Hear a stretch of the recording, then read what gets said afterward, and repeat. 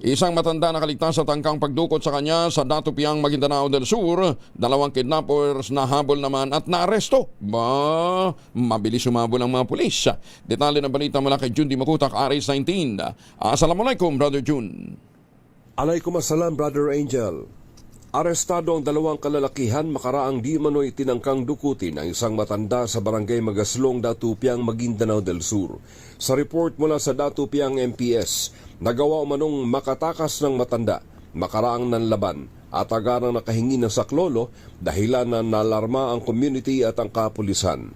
Tinangka namang tumakas sa mga suspek sa kanya isang Toyota Vios at hinabol sila ng joint elements ng Datupiang at Datu Salibo PNP at naabutan ng mga suspek sa bahaging kalapit bayan ng barangay Dapiawan, Datu Saudi, Maguindanao del Sur.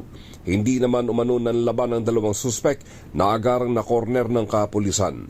Habang kinuyog naman ng galit na taong bayan ang dalawang suspek na umano'y dayo sa lugar. Isnailalim na sa masusing investigasyon ang dalawang suspek habang nasa ligtas sa mga kalagayan ang matandang tinangkang dukutin at nakipag-ugnayan na rin ang pamilya nito sa kapulisan para sa mga isasampang kaso laban sa dalawang nahuling di umano'y kidnappers. Mula sa Central Mindanao, RH19, Jun Di Makutak, DZRH, una sa Pilipinas, una sa Pilipino. Sukran, Jun.